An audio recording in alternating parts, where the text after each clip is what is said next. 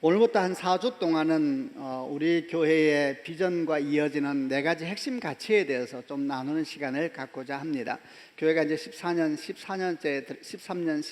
들어가고 있는데 저희가 몇 년에 한 번 정도씩 교회 비전에 대해서 또 우리에게 주신 우리가 참 소중하게 생각하는 가치에 대해서 함께 나누는데 이제 4주 동안 그 시간을 좀 갖고자 합니다. 오늘 나누려고 하는 것은 우리가 첫 번째 핵심 가치로 생각하는 공동체에 대해서 나누어 보고자 합니다. 말씀은 한 구절인데 쉬운 성경 한번 읽고 개역개정 한번 읽고 말씀을 먼저 읽어보도록 하겠습니다. 에베소서 1장 23절입니다. 쉬운 성경으로 먼저 읽겠습니다. 시작. 교회는 그리스도의 몸이며 모든 것을 넘치도록 채우시는 분이 계신 곳입니다. 개역개정도 읽겠습니다. 시작. 교회는 그의 몸이니 만물 안에서 만물을 충만하게 하시는 이의 충만함이니라. 교회란 무엇인가에 대해서 오늘 사도 바울은 에베소 교회에 두 가지 설명을 합니다. 첫 번째, 교회란 무엇인가? 교회는 그리스도의 몸이다, 이렇게 설명을 하고 있고, 두 번째는 교회는 만물을 충만하게 하시는 그리스도의 충만함이다, 이렇게 설명을 하고 있습니다. 교회는 그리스도의 몸이다 라는 말씀은 우리에게 매우 익숙한 말씀입니다. 예수께서 머리가 되시고 믿는 이들이 지체가 되어서 교회를 이루게 된다라는 말씀입니다. 그런데 두 번째 말씀, 교회가 그리스도의 충만함이다, 이 말씀은 조금 생소하게 느껴집니다. 교회가 그리스도의 충만함이다, 이게 도대체 무슨 뜻일까? 교회가 충만한 곳인가? 오히려 교회는 부족하고 연약하고 참 문제도 많고 숙제도 많은 그런 공동체가 아닌가, 이런 생각을 하는데, 주님께서 만물을 충만하게 하시는 이의 충만함이라 그랬으니까 도대체 왜 교회를 충만함이다 이렇게 말씀하는 것일까 질문하게 됩니다. 이런 질문과 함께 말씀을 가만히 묵상하고 있다 보면은 첫째 말씀과 둘째 말씀은 서로 모순되는 것이 아니고 서로를 채워주면서 완성하여 주는 말씀이다 라는 것을 알게 됩니다. 우선 교회는 예수께서 머리가 되시고 믿는 우리들이 지체가 되는 공동체입니다. 그런데 이 몸을 이루는 지체가 되는 일에는 어떤 제한도 없고 어떤 한계도 없습니다. 누구든지 원하기만 하면 주의 몸된 지체로서 함께 할 수 있기 때문에 그런 것이죠. 요한복음 1장 12절 말씀에 영접하는 자, 곧 그 이름을 믿는 자들에게 하나님의 자녀가 되는 권세를 주셨다라는 말씀이라든지, 또는 요한복음 7장 37절로 38절, 누구든지 목마르거든 내게로 와서 마시라. 나를 믿는 자는 성경의 이름과 같이 그 배에서 생수의 강이 흘러는 날이라, 이렇게 말씀하셨는데 똑같은 아주 중요한 전제가 있죠. 누구든지, 예수를 영접하는 사람이라면 누구든지 주께 나와서 주님을 먹고 마실 수 있다, 이렇게 어떤 제한도 없고 어떤 한계도 없이 주께서 부르고 계시는 것을 봅니다. 이 말씀을 주께서 하셨을 때가 로마의 신분제 아래에 있는 시대적인 상황이었다는 걸 생각해 보면 정말 놀라운 말씀입니다. 누구든지, 자유인이든 노예이든 헬라인이든 히브리인이든 남성이든 여성이든 또는 성인이든 어린아이이든 백인이든 흑인 관계없이 누구든지 목마르거든 주께 나와서 주님을 먹고 마실 수 있다라고 말씀하고 있기 때문입니다. 여러분, 이것이 교회이죠. 어떻게 그것이 가능한 것일까? 그것은 교회에는 주님의 충만하심이 충만한 곳이기 때문에 그런 곳입니다. 주님은 누구든지 주님께 나오는 자들의 목마름과 배고픔을 해결할 수 있는 완전하신 충만이시기 때문입니다. 아멘이죠. 여러분, 그분 안에서 모든 만물은 회복됩니다. 주님은 만물을 회복케 하시는 충만하신 분이시다 라고 성경에서 말씀한 이유가 바로 그것입니다. 요한복음 4장 13절부터 14절 말씀을 기억을 합니다. 이 말씀은 주님께서 사마리아 지역을 지나가는 중에 한 우물가에 앉아 계실 때에 한 여인이 한낮에, 무더운 한낮에 물을 뜨기 위해서 그 우물가에 왔을 때 그 여인에게 하신 말씀이었습니다. 예수께서 대답하여 이르시되 이 물을 마시는 자마다 다시 목마르려니와 내가 주는 물을 마시는 자는 영원히 목마르지 아니하리니 내가 주는 물은 그 속에서 영생하도록 솟아나는 샘물이 되리라. 네가 뜨는 이 물은 결코 너의 목마름을 진정으로 해결할 수 없을 것이다. 이 물을 먹고 또 먹고 마셔도 잠시 해결되는 것 같을지라도 결코 목마름이 해결될 수 없고 또 목마를 것이고 또 목마를 것이다. 이렇게 야곱의 우물의 물에 대해서 설명을 하셨습니다. 그리고 덧붙여 말씀하시길, 그러나 내가 주는 물을 마시면 너는 영원히 목마르지 않을 것이다. 왜냐하면 내가 주는 물은 네 속에서 영원하도록 솟아나는 샘물이 될 것이기 때문이다 그랬습니다. 도대체 주님이 주시는 물이 무엇이기에 그 물이 우리 안에 들어가게 되면 그것이 영원한 샘물을 솟구치게 하는 그런 물이 된다는 것일까요? 그 물이 도대체 무엇일까? 그 물이 바로 예수 그리스도이십니다. 아멘이죠.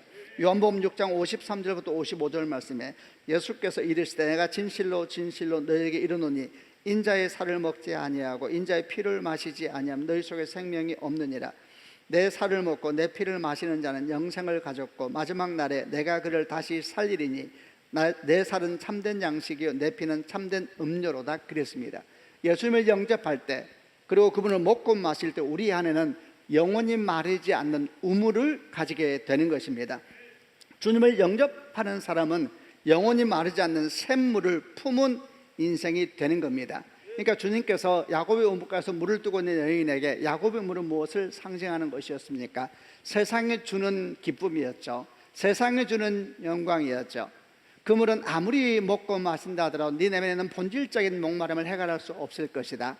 그 영광은 잠시 우리에게 기쁨이 되는 것 같고 잠시 우리에게 만족이 되는 것 같지만 다시 목마르게 할 것이고 다시 목마르게 할 것이고 아니 더 목마르게 할 것이고 더 목마르게 할 것이다. 야곱의 물은 너에게 결코 네 목마름과 배고픔을 해결할 수 없다. 오직 예수 그리스도를 먹고 마실 때에만이 그분이 우리 안에서 영원한 샘이 되셔서 영원히 목마르지 않는 생명수를 우리에게 부어주실 것이다. 이렇게 말씀하셨습니다. 그래서 그분이 충만하심입니다. 아멘이죠. 교회는 그분의 충만하심이 거하는 곳이라 그랬습니다. 얼마나 많은 생각을 하게 하고 또 이로 말미암아 감사하게 하는 말씀인지 모릅니다. 성도 여러분 기억하시길 바랍니다. 두 가지입니다. 첫째, 교회는 그리스도의 몸입니다. 아멘. 두 번째, 교회는 그리스도의 충만하심이 가득한 곳입니다. 이제 이 두 가지를 조금 더 묵상을 나누어 보겠습니다. 첫째, 교회는 그리스도의 몸이라 그랬습니다. 여러분, 몸이라는 것이 도대체 무엇을 의미합니까? 지난 2년 6개월 동안 코로나 팬데믹이 전 세계를 휩쓸면서 특별히 예배하는 우리들에게는 심각한 많은 도전과 또 질문에 직면해야 됐습니다. 그중 가장 중요한 질문 내지 도전은 예배에 대한 것이었고 공동체에 대한 것이었습니다. 2년 6개월 동안 영상으로 예배하는 것이 우리의 삶의 일상이 되어버렸었는데 얼마 전부터 환경이 좀 바뀌면서 다시 우리가 현장에 모여서 이렇게 예배하게 됐습니다. 그런데 이미 온라인 예배가 익숙해져 버린 분들도 계시고 또 앞으로 변화되는 상황 속에서는 어떻게 할 것인가 라는 숙제도 우리 가운데 주어져 있는 상황입니다. 이제 우리는 앞으로 어떻게 해야 될 것인가? 그냥 온라인으로 예배해도 괜찮은 것일까? 아니면 다 현장으로 돌아와야 되는 것일까? 셀 모임도 어떻습니까? 셀 모임이 시작되고 있는데 셀 모임은 온라인으로 만나도 되는 것일까? 아니면 다시 현장에서 만나서 얼굴과 얼굴을 대면하여 보는 것이 그게 성경에서 말하는 공동체일까? 이런 질문들을 하게 됩니다. 이런 질문들이 좀 더 심각하게 우리에게 다가오는 이유는 방역 전문가들이 말하기를 머지않아 또 다른 코로나의 파도가 올 것이라고 하는 이야기 때문이기도 합니다. 얼마 전에 제가 대전에서 목회한 한 목사님을 만나서 교제를 하게 되었는데 이 목사님의 교회는 대전에 이제 연구단체가 많은데 그중에서 특별히 바이러스 관련된 일을 하는 전문가가 한 분 계셔서 그분이 목사님께 이런 얘기를 했다고 하시더라고요. 목사님, 하고 싶은 사역 많으시죠? 빨리 다 하세요. 좀 있으면 또 다른 상황이 펼쳐져서 마음대로 못하게 될지 모릅니다. 이런 이야기를 했다는 거예요. 얘긴즉슨 몇 개월 안에 다시 코로나가 크게 유행하게 될 가능성이 있고 그렇게 되면 다시 이전처럼 사회적 거리 두기와 같은, 물론 이전과는 좀 다르겠지요. 그러나 이전과 같은 그런 여러 가지 어려움들과 한계가 시작될 수도 있다라는 이야기였습니다. 이런 상황들 속에서 2년 6개월이 그러하였고 잠시 다시 모였고 다시 또 다른 파도가 다가온다는 얘기를 들으면서 내지는 수많은 사람들이 코로나 팬데믹이 지나고 난 다음에 과거처럼 돌아갈 수는 없을 것이다. 이제 우리는 새로운 시대를 맞이해야만 되고 대응해야 된다. 이런 여러 가지 이야기를 들으면서 질문하게 되는 겁니다. 우리는 어떻게 해야 되는 것일까요? 지금은 열심히 현장에서 모여서 예배하자고 부탁을 드렸고 함께 모여서 예배하고 있지만은 다시 또 다른 파도가 다가오면은 다시 온라인으로 돌아가자고 말해야 되는 것일까요? 물론 우리는 지금까지 그래왔던 것처럼 우리에게 주어진 모든 환경에서 최선을 다해서 예배할 것입니다. 그렇다 해도 그 모든 상황을 성경적으로 신학적으로 어떻게 보아야 할 것인가에 대해서 좀 정리해야 되는 것은 아닐까. 2020년 2월 달 1년 2년 6개월 전에 갑자기 코로나 팬데믹이 왔을 때에는 우리에게 그런 고민을 할 시간도 없었습니다. 선택의 여지도 없이 우리는 영상으로 만났어야만 됐었습니다. 그러나 이제는 그런 고민을 좀 해야 될 때가 온 것은 아닐까 하는 질문입니다. 코로나 팬데믹 같은 특별한 경우에만 온라인 예배가 가능한 것일까? 아니면 이제는 시대가 많이 변했다고 하니 그런 특별한 상황이 아니어도 온라인 예배를 드려도 되는 것일까? 온라인 예배와 같은 그런 예배를 우리 예배의 한 모습으로 받아들여도 되는 것일까? 이런 질문들을 하려고 하는 겁니다. 자, 여러분은 어떻게 생각하십니까? 물론 저희들은 교회의 영적 지도자로서, 목사로서 이에 대해서 기도하고 공부하고 또 고민하게 될 것이고, 이에 대해서 그 방향에 대해서 여러분과 앞으로 나누게 되겠지요. 근데 이제 여러분의 생각에 대해서 여쭙는 것입니다. 여러분은 어떻게 생각하십니까? 그냥 교회에서 결정은 주는 대로 하겠다 이렇게 생각하십니까? 그거 아니지 않습니까? 이제는 그저 교회가 결정해 주는 대로 따라가겠다 하는 그런 시대는 아닌 것 같습니다. 그 결정이 과연 성경적인가? 그 결정이 과연 주님께서 기뻐하시는 그런 결정인가? 그 결정이 과연 건강한 결정인가? 우리는 끝없이 질문하면서 걸어가야 되는 그리스도인들이기 때문입니다. 그렇기 때문에 여러분도 이에 대해서 기도하고 생각하고 또 성경 가운데서 그 답을 찾고자 하는 노력을 해야 될 겁니다. 그리고 언젠가 우리가 교회의 목사로서 영적 지도자로서 여러분에게 이제 우리는 어떻게 하려고 합니다 라고 방향성을 던졌을 때에는 그것이 비성경적이거나 하나님께서 기뻐하실 수 없는 결정이 아니라면 기쁨으로 함께하고 또 함께 나아가야 되리라고 생각을 합니다. 그를 위해서 여러분도 기도하고 묵상하고 고민해야 된다는 겁니다. 그런데 그런 기도와 고민, 그 상황 가운데서 결코 우리가 놓쳐서는 안 될 몇 가지 중요한 포인트들이 있습니다. 그 포인트 중에 하나가 오늘 에베소서 2장 3절에 말씀하고 있는 내용이 있습니다. 그것은 교회가 몸이라고 하는 선포입니다. 여러분, 교회는 몸입니다. 몸이 무엇입니까? 여러분, 몸이 나누어집니까? 몸의 지체가 각각 따로 존재할 수가 있는 것입니까? 그럴 수가 없지요. 몸의 지체는 나누어지지도 않고 몸의 지체는 각각 따로 존재할 수도 없습니다. 손이 어떻게 발과 나누어져서 존재하며 입이 어떻게 눈과 나누어져서 존재를 하겠습니까? 각각의 역할이 있고 각각의 자리가 있지만 서로 연결되어 있고 서로가 서로를 채워줌으로 완성되는 것이 몸이고 몸의 지체가 아닙니까? 이에 대해서 사도 바울은 고린도 교회에 아주 잘 설명해서 보낸 적이 있었습니다. 고린도전서 12장 12절부터 27절, 좀 내용은 깁니다만 그래도 이 말씀을 한번 읽어보고자 합니다. 제가 먼저 12절 말씀을 읽겠습니다. 몸은 하나이지만 많은 지체들이 있고 몸의 지체들이 많이 있지만 한 몸인 것처럼 그리스도도 그와 같습니다. 13절, 우리는 유대인이든지 그리스인이든지 종이든지 자유인이든지 모두 한 성령으로 세례를 받아 한 몸을 이루었고 모두 한 성령을 모시게 되었습니다. 몸은 하나의 지체가 아니라 많은 지체들로 이루어져 있습니다. 발이 나는 손이 아니므로 몸의 일부가 아니다 라고 말한다고 해서 발이 몸의 일부분이 아니라고 하겠습니까? 귀가 나는 눈이 아니므로 몸의 일부가 아니다 라고 말한다고 해서 몸의 일부분이 아니라고 하겠습니까? 온몸이 눈이라면 어떻게 듣겠습니까? 온몸이 귀라면 어떻게 냄새를 맡겠습니까? 그러나 사실 하나님께서는 그분이 원하시는 대로 몸 안에 각각 다른 기능을 하는 여러 지체를 두셨습니다. 모든 것이 하나의 지체뿐이라면 몸은 어디 있겠습니까? 그러나 지금 그런 것처럼 지체는 많아도 몸은 하나입니다. 눈이 손에게 너는 내게 필요 없어 라고 할 수 없으며 머리가 발에게 너는 내게 쓸데없어 라고 말할 수 없습니다. 이와는 반대로 몸에서 더 약해 보이는 부분이 오히려 요긴하며 몸에서 고귀하지 못하다고 생각하는 지체를 우리는 더욱 고귀하게 대하고 볼품없는 부분들을 더 품위 있게 꾸밉니다. 반면에 우리 몸 중에서 아름다워 보이는 부분들은 특별히 그럴 필요가 없습니다. 하나님께서는 몸의 지체들을 함께 모아 부족한 지체들에게 더욱 큰 영광을 주셨습니다. 그래서 우리 몸에 나눔이 없게 하시고 몸의 여러 지체들이 서로 돌보며 살게 하셨습니다. 몸의 한 지체가 고통을 당하면 모든 지체가 함께 고통을 당하고, 한 지체가 영광을 받으면 모든 지체가 함께 기뻐합니다. 여러분들은 그리스도의 몸이며 한 사람 한 사람은 그 몸의 지체입니다. 아멘입니다. 여러분들은 그리스도의 몸이며 한 사람 한 사람은 그 몸의 지체입니다. 아멘. 여러분, 이것이 몸입니다. 몸은 떨어져 있는 것이 아니지요. 물론 그렇다고 하여서 교회를 이루는 모든 성도들이 날마다 모여야 하며 모든 일에 함께 해야 되며 항상 같이 있어야 한다는 의미는 아닐 것입니다. 물론 그렇다 하여서 온라인 예배는 예배가 아니다 라고 함부로 쉽게 말할 수 있는 것도 아닐 것입니다. 그럼에도 불구하고 최소한 몸이란 서로 연결되어 있다는 사실, 서로가 서로에게 소중한 존재라는 사실, 서로가 서로를 통해 성장하여지고 그리고 온전하여져 간다는 사실에 대해서는 결코 잊지 말아야 할 것입니다.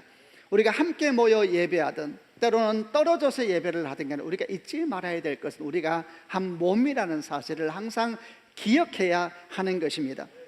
이런 몸됨을 교회에서는, 교회 역사에서는 소중히 여기고 우리에게 주께서 보여주신 성례 중에 하나가 성찬이라고 하는 것을 주께서 우리에게 남겨 두셨습니다. 마태복음 26장 26절부터 28절까지인데 한 번 더 읽어보겠습니다. 제가 26절 읽겠습니다. 식사 때 예수님께서는 빵을 들어 감사 기도를 드리시고 그것을 떼어 제자들에게 주시며 말씀하셨습니다. 받아 먹어라, 이것은 내 몸이다. 27절. 또한 예수님께서 잔을 들어 감사 드리신 후 그것을 제자들에게 주시며 말씀하셨습니다. 너희 모두 이것을 마셔라. 28절 같이 읽겠습니다. 이것은 죄를 용서하기 위하여 많은 사람들을 위해 붓는 나의 피, 곧 언약의 피니라. 성찬은 한 몸에 참여하는 의식이었습니다. 주님은 주의 몸을 상징하는 빵을 떼어서 제자들에게 나누어 주셨는데 그 빵은 원래 하나였습니다. 그리고 제자들은 그 하나인 빵에서 떼어진 부분을 먹으면서 우리가 한 몸이 되었다는 걸 확인했던 것입니다. 주의 피를 상징하는 포도주를 따라서 주님께서 제자들에게 주셨습니다. 원래 그 포도주는 같은 그릇에 담겨있는 같은 포도주였습니다. 그 중에 일부분을 주님께서 따라서 제자들에게 주시면서 우리가 한 몸이었다는 것을, 한 몸이라는 것을 확인해 주신 것이 성찬입니다. 성찬은 한 몸됨을 확인하는 의식이었습니다. 첫 번째는 주님과 우리가 한 몸 되었다는 걸 확인하는 시간이었고, 두 번째는 형제와 형제, 형제와 자매, 우리들이 참 모양도 다르고 인생도 다르고 삶의 자리도 다르고 세상의 여러 역할은 다르지만 우리들이 주 예수 안에서 한 몸이 되었다는 걸 확인하는 참 기가 막힌 하나님의 사건이 성찬이었습니다. 여러분, 아까 나눈 것처럼 기억해보고 생각해 보시길 바랍니다. 노예제의 사이였습니다. 노예는 사람이 아니었습니다. 여자도 사람이 아니었습니다. 아이들도 사람이 아니었습니다. 그런데 그들이 예수 안에서 한 떡을 떼고 한 피를 나누면서 우리가 한 지체라고 얘기한다는 것은 있을 수가 없는, 그야말로 하나님의 혁명이었고 하나님의 사건이었던 것입니다. 그것이 성찬이었습니다. 저는 신학대학원 1학년 들어갔을 때에 처음 목회자로, 목사로 부름을 받고 들어갔을 때 1학년 때 사경회를 갔는데 사경회에서 성찬을 나누게 됐습니다. 아주 제 마음이 뜨거울 때였고 주의 떡을 받고 잔을 맞는데 얼마나 마음이 뜨거웠겠습니까?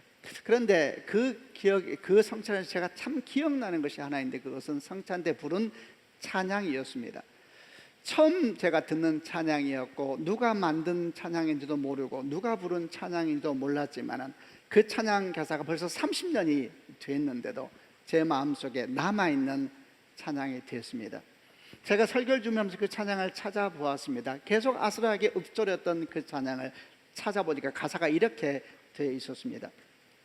이 떡을 나누면 우리의 사랑을 나눔이니 이 떡을 나눌 때 우리 한 웃음 가진 벗이라. 이 잔을 나누면 우리의 사랑을 나눔이니 이 잔을 나눌 때 우리 한 울음 가진 벗이라. 그대들과 나 한 하늘에서 났듯이 그대들과 나의 가슴에 한 피가 흐르고 그대들과 나 한 하늘을 살듯이 그대들과 나의 갈 곳도 오직 한 곳이라. 이 노래를 계속해서 부르면서 주의 떡을 받고 잔을 받는데 그렇게 마음이 뜨거워지더라고요. 떡을 먹고 잔을 마신다는 것은 도대체 무엇을 의미하는 것일까? 이제 우리가 한 웃음을 갖고 한 울음을 가진, 같이 웃고 같이 웃는 형제가 됐구나. 삶의 자리는 다 다르겠죠. 집안 환경도 다르고 다 다르겠죠. 그러나 이제 우리는 함께 울고 함께 웃는 사람이 됐구나. 나는 이름도 모르는 저 학생, 저 사람이 함께 주 안에 서서 이제 우리가 같은 피가 내 몸에 흐르고 있구나. 이제 우리가 같은 하늘에 살고 있는데 이제 같은 곳으로 돌아갈 것이고, 나의 주 나의 하나님, 내가 보냄받았던 나의 하나님에게로 우리가 함께 들어가게 되겠구나. 이런 생각을 하면서 이 찬양을 하는데 그렇게 마음이 뜨거워졌던 기억이 났습니다. 그래서 오늘 이 성찬 때 이 찬양을 한번 해보려고 합니다. 아마 여러분 중에는 저 생각에 아는 분이 아무도 없을 것 같은데 그래도 궁금하여서 여쭙습니다. 이 찬양 아시는 분? 감사합니다. 우리는 하나입니다. 일부도 아무도 없더라고요. 찬양이 굉장히 단순합니다. 그래서 우선은 우리가 성찬 때 이 찬양을 계속 하려고 하는데 그 전에 제가 목사님께 좀 부탁했어요. 찬양을 한 곡 목사님 먼저 해주시고 그다음 우리도 한번 부르고. 설교는 아직 끝나지 않았습니다. 오늘 짧구나. 아니에요, 끝나지. 뒤에 다시 설교는 계속 이어지도록 하겠습니다. 찬양을 같이 한번 듣겠습니다.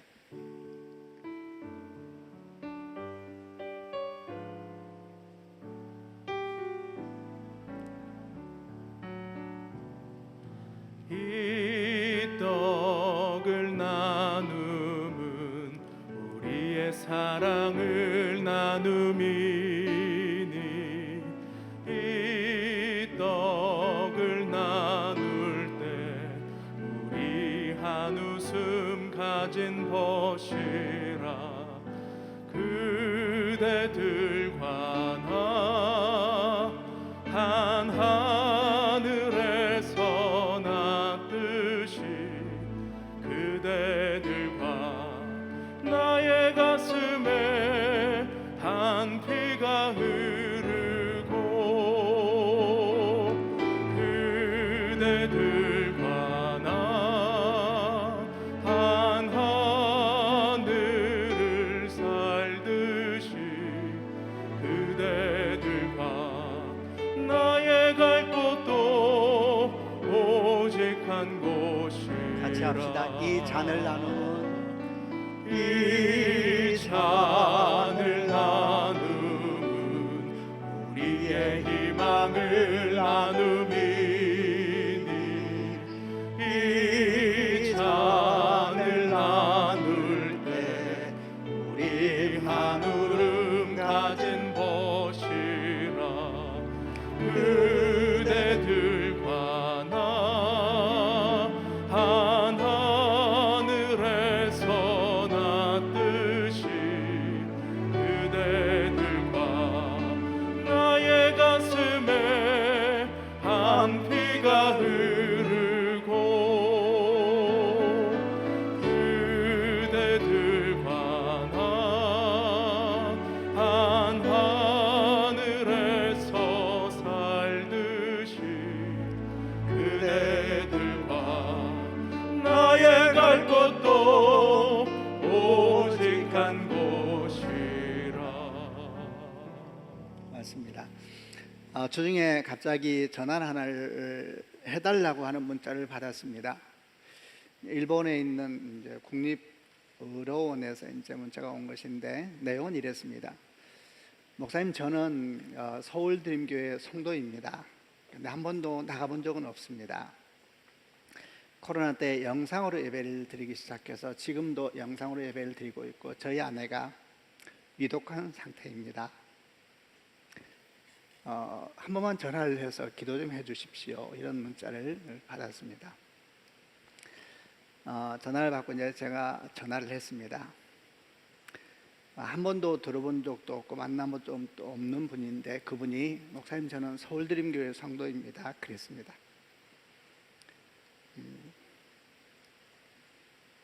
그러더라고요. 너무 외롭다 그러더라고요. 이제 코로나니까 아내가 위독한데 아무도 들어오지 못하게 먼 나라 일본에 치료를 받고 있는데 너무 외롭습니다. 한 번도 본 적이 없는 분이 전화해서 통곡을 하기 시작했습니다. 저는 목사로서 물론 기도해주고 전화를 끊고 난 다음에 가슴이 너무 아파서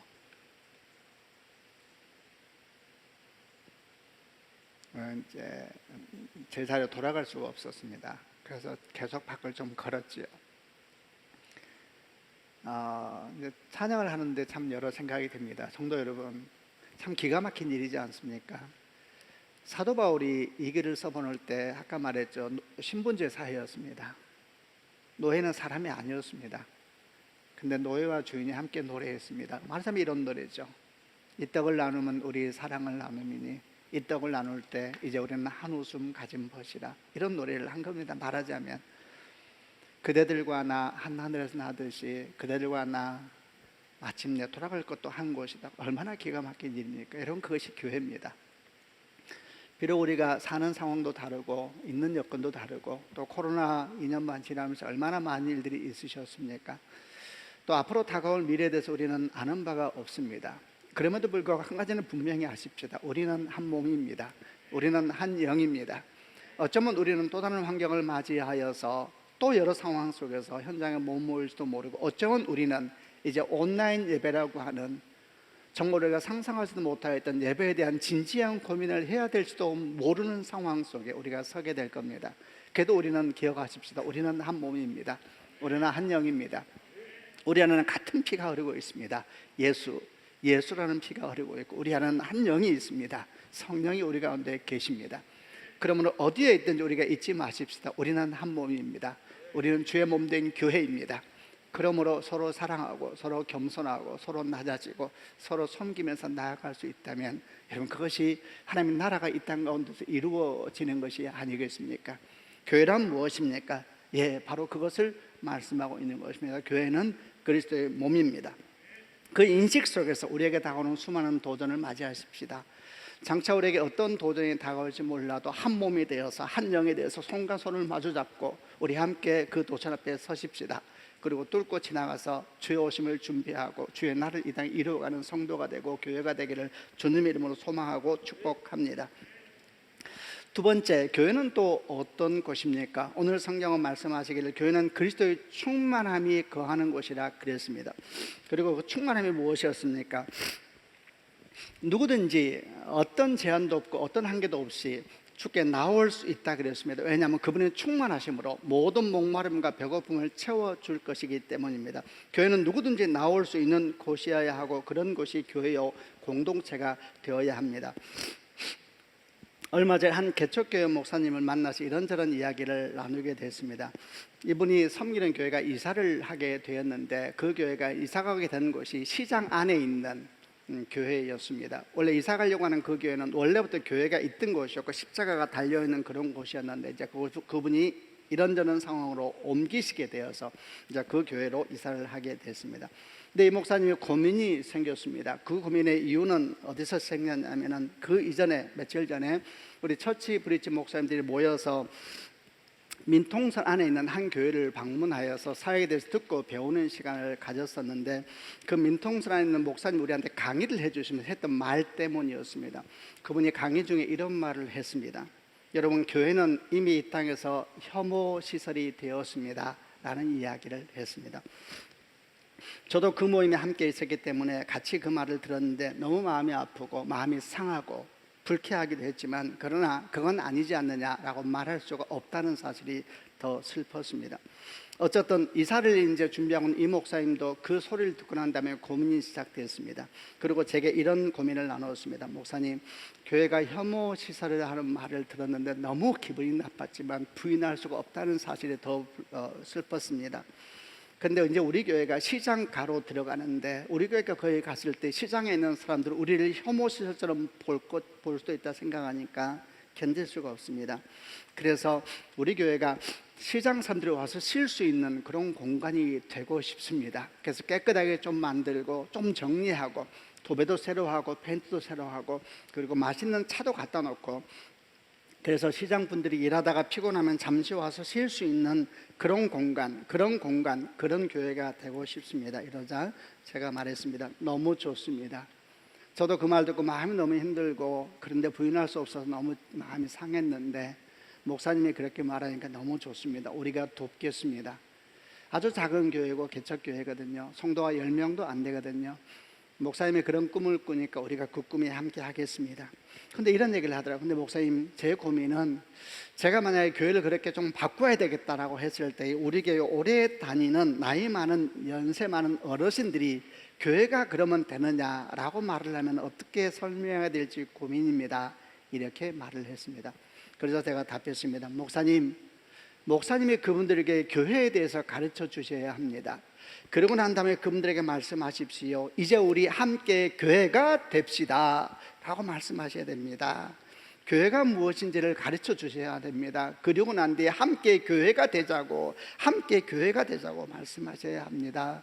지친 사람들이 와서 쉴 수 있고 힘든 사람들이 와서 따뜻한 차 한잔 마실 수 있는 그런 곳이 교회가 아닌가, 그런 것이 교회가 아닌가 이렇게 말씀하여야 합니다. 우리 교회가 됩시다라고 말하십시오.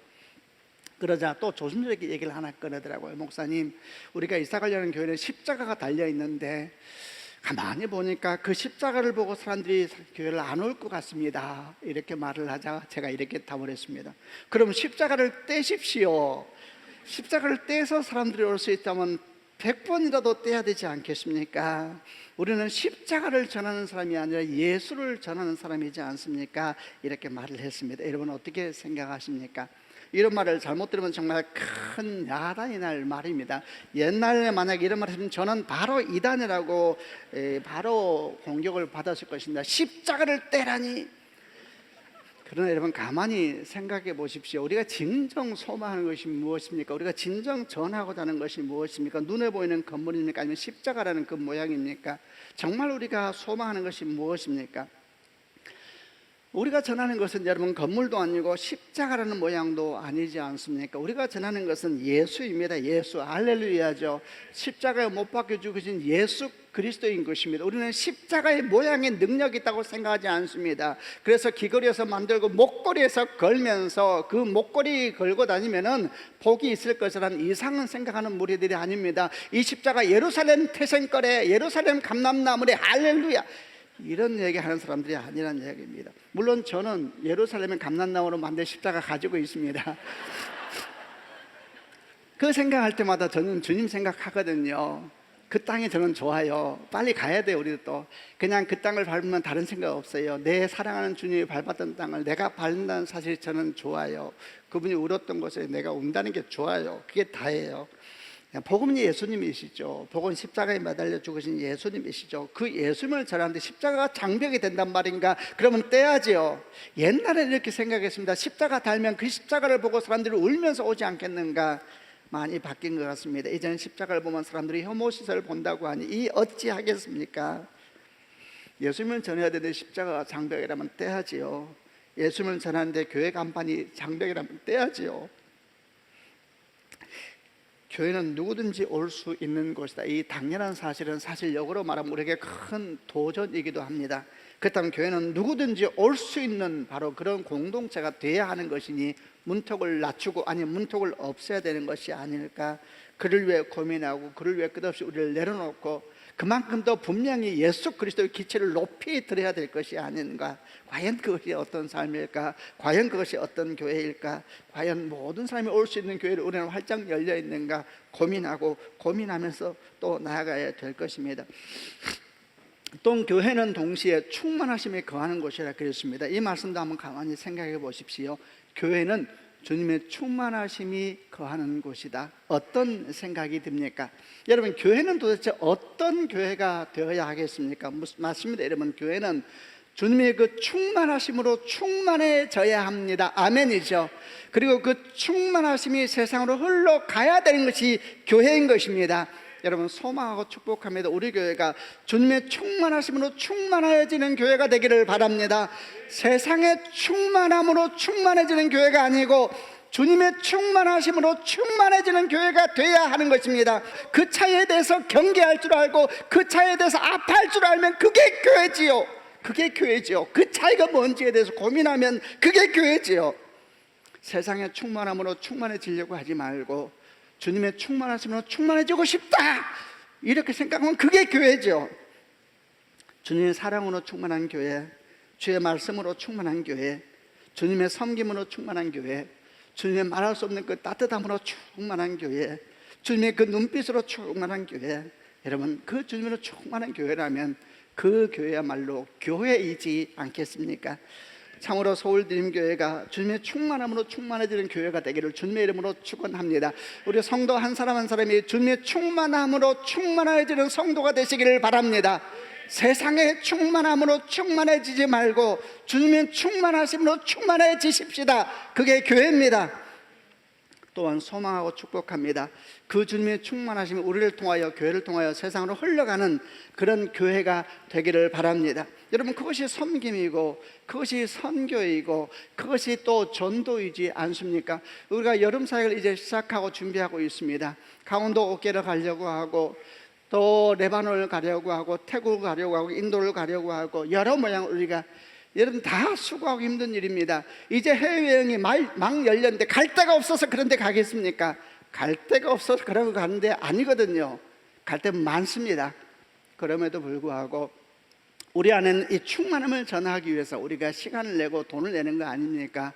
여러분, 얼마나 귀한 일입니까? 그런데 그를 위해서 우리가 먼저 충만해지십시다. 그렇게 기도하십시다. 그렇게 소망하십시다. 그 충만함을 흘러보내기 위해서 간다라고 꿈꾸십시다. 그러면 하나님의 역사가 우리 가운데 일어나게 될 줄로 믿습니다. 저는 최근에 한 달 1주 반, 한 10일, 2주 좀 안 된 것 같아요. 마음이 참 뿌듯하고 감사한 일이 있었습니다. 그것은 성수동에 있는 예배실을 들어갈 때마다 예배실 입구에 유리창에 붙어있는 작은 스티커 때문입니다. 한번 그 사진을 안 본 분이 계실 수 있어서 사진을 한번 보도록 하겠습니다.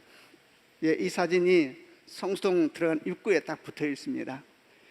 주일날 예배드리는 네 교회 이름이 적혀 있습니다.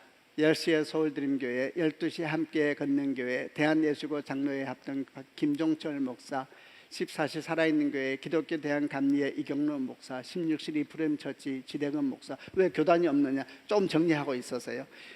어쨌든 이렇게 네 개를 붙여있는데 저는 볼 때마다 참 좋습니다. 이것이 교회가 아닌가. 항상 우리가 해왔던 일이라 할지 몰라도 그러나 나타낸다는 것은 또 다른 의미가 아닐까.